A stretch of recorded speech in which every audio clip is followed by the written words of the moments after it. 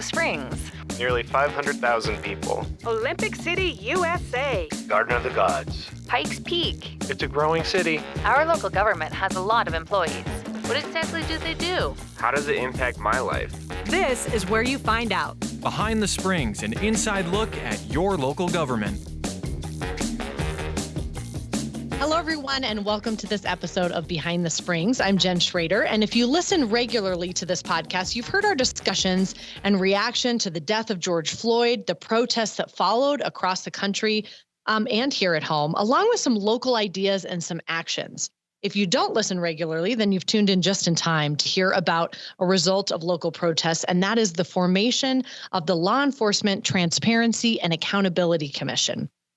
So thank you for listening, and I'm excited to have two guests with me today who are really going to explain a little bit more about this commission and what it means for our community. Janice J.J. Frazier, who is the Law Enforcement Transparency and Accountability Commission Chair, and then Vice Chair Steve Kern. Thank you both for being with us. Thank you. Glad to be here. Thank you. And Steve, let me start with you, and I want both of you to take a turn. Can you give us a little background on yourself and your community involvement and how you came to be vice chair on the commission? Sure. So I'm a public school teacher. I retired after 34 years of teaching, most of that at Palmer High School, downtown Colorado Springs, a school that my own kids went to, in fact. And so I've lived in the Springs in District 5 for about 30 years or so now. And at Palmer, I taught a course that was called Theory of Knowledge that asked, how do we know what we know? And we considered questions like the influence of bias on decision-making.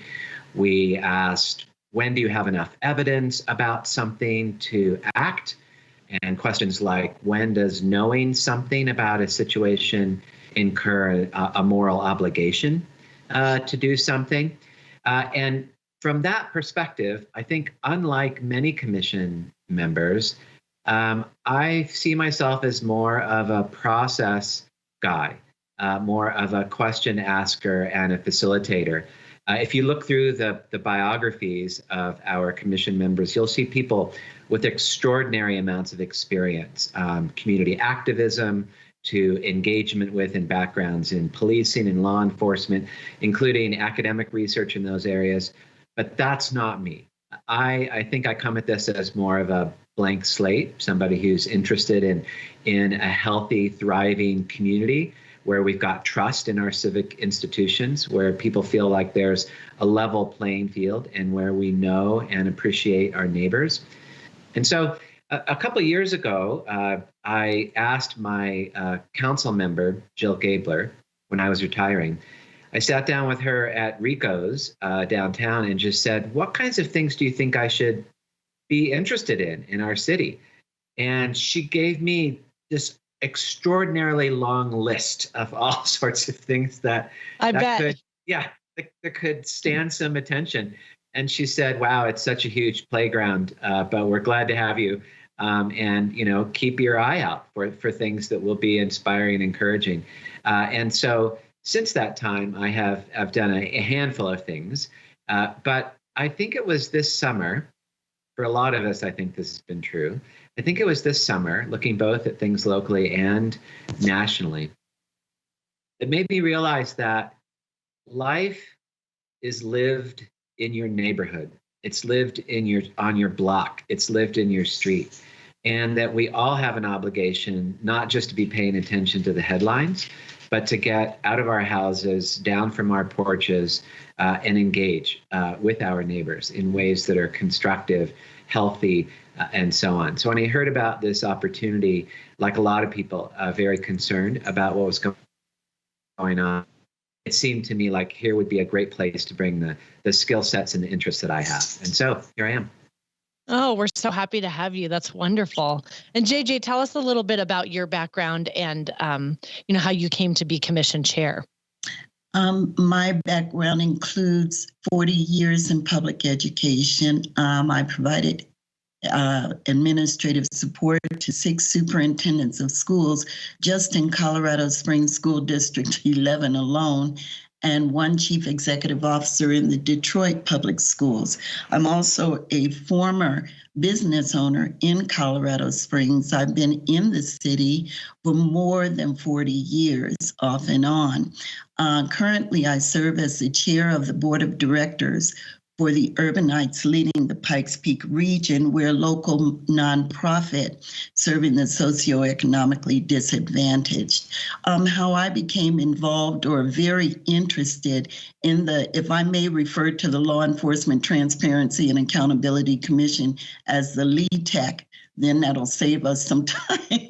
Some breath, yes. Yes, I first became involved or interested in being involved in the LETAC when, of course, when the George Floyd incident occurred, but also when Elijah McClain was killed in Denver.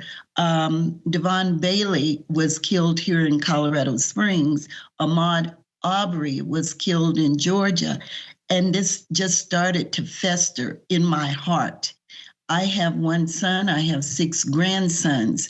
I have one daughter, I have 2 granddaughters. And I started to really, really reflect on, are they safe when they leave the house? What can transpire that would put them in jeopardy or put their safety in jeopardy? So that's why I felt compelled to apply to this commission. I'm glad that I did. Steve and I both were nominated and appointed vice chair and chair of the LETAC at one of our meetings. And of course, we're interim right now until December 31st, and then we will revisit this structure again. But we both are enjoying this work. It's a lot of work. We work very well together, and we're looking forward to doing great things with this commission. The work that's wonderful. Interim or not, we're lucky to have you both taking the helm. I really appreciate your time. And I want to get a little bit in depth about the commission. So Janice, maybe you can start by telling us the mission of this group of community members and a little bit of the makeup, how many folks comprise the commission? Mm-hmm. Our commission is comprised of 13 members, 2 of which are alternates, and 11 members, a very, very uniquely talented group of people. Our mission, City Council Ordinance number 2044, created the Law Enforcement Transparency and Accountability Commission to advise and recommend areas and topics of study related to police operations, best practices, and resource allocation, and also to solicit public input and to promote improved relationships between our citizens and the police department. With that in mind, the mission of the LETAC is to make recommendations to City Council, which would promote improved understanding and relationships between the police department and our community. Okay, great. And Steve, tell us a little bit about how often you all meet. I know that's virtually right now. And then some of the initial goals, if there are any set at this time. Right. So at this point, we're meeting twice a month on the first and third Mondays for 2 hours. But it's important to recognize that given our task, we're just getting started.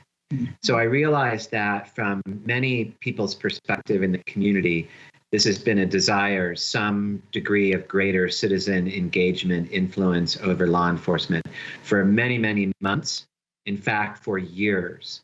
And so you go through this lengthy process where council finally decides they're going to appoint a commission. They've got to make decisions about what will be the charter, what will be the scope of the commission's work. Then they get 800 applicants early in the summer. It takes them months, of course, to sort through those applicants. Then we form, but we form in the midst of COVID. We also form in the midst of open meeting laws in Colorado, which are very, very clear about how many of us can be together without providing notice to the public, keeping an agenda, minutes, and so on. And given all of that, I think it has been a slow, but I would say steady start. So we're still in the process of identifying some of those larger goals that we have that would fit underneath the framework. However, I can be specific about a few things that we've already taken on, and JJ will no doubt want to amplify and elaborate on this. But just at our meeting last night, Monday the 16th, we received an extensive presentation from the Chief of Police, this from the city's Chief Financial Officer, about the police department's budget. We were especially interested in areas like police training, about the goal of adding 10 additional sworn officers, and about how the budget may have been impacted by the deaths of Devon Bailey, the others that JJ has mentioned.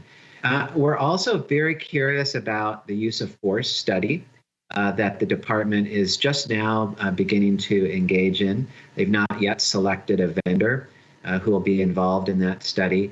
And we're interested in their efforts to improve their own website to allow for greater transparency. And you might wonder, well, that's an interesting, big, massive thing to get involved in right away. Yep. I do feel like trying Yes, to it is. swallow a whole cow rather than just a nicely grilled steak.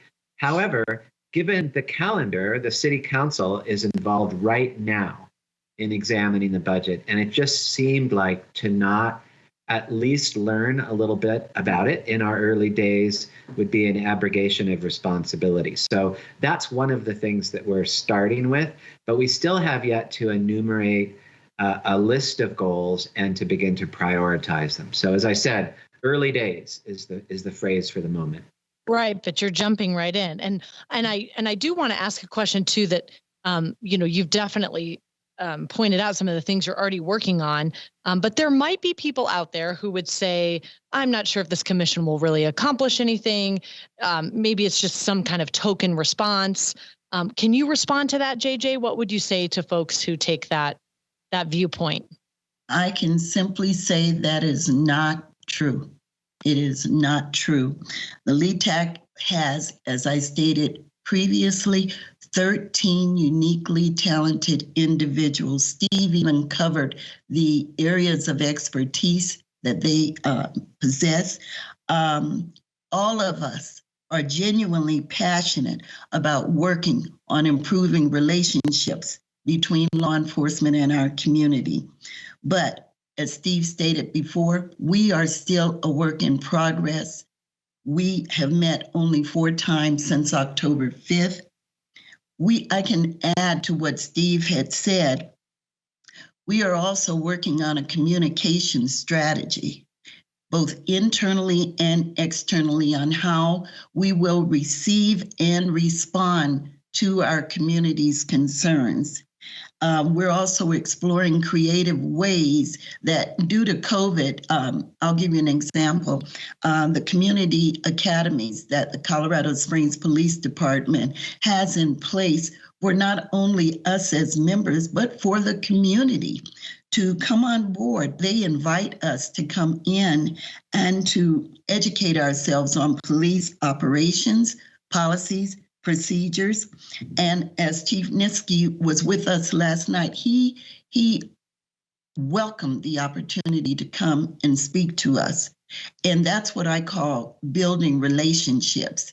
So as we move forward in this process, I'm hoping that not only us as members will participate in these academies, in these forums, to bond, that our community will also take advantage of these opportunities to learn more about the police department. Because once we build relationships, and this is JJ talking, once we build relationships, I think that in the event that some of these unfortunate things occur in our community, we'll be able to come together instead of be combative toward one another.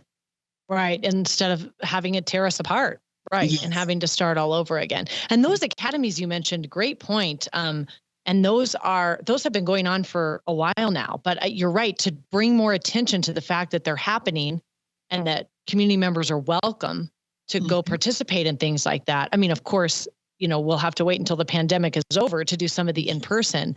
But that's really valuable to get in there and really see what's happening. And I know Chief Niski has said that's one of their goals, is to be better about transparency and letting people know what it is that they do and don't do. Yes.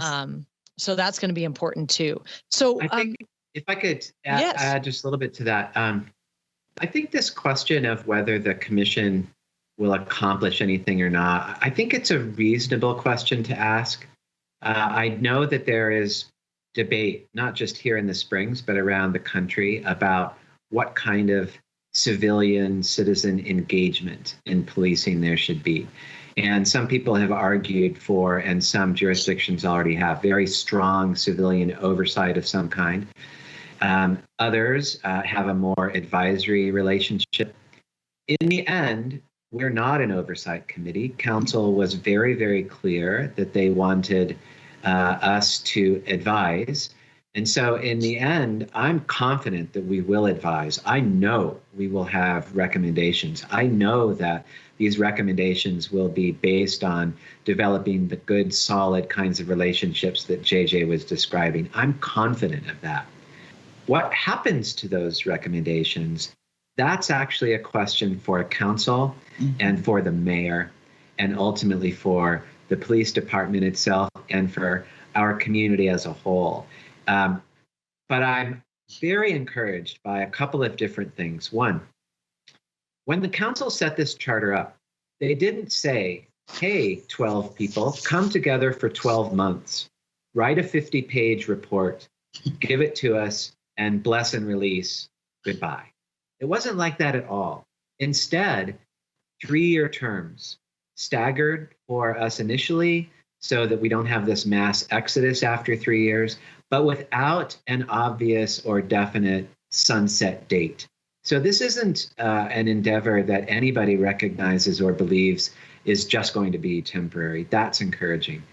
The other thing that's encouraging to me is when the commission was appointed, even before we met, a number of us started calling each other and emailing each other. And one of my first calls actually was to JJ, because I thought actually I might know her.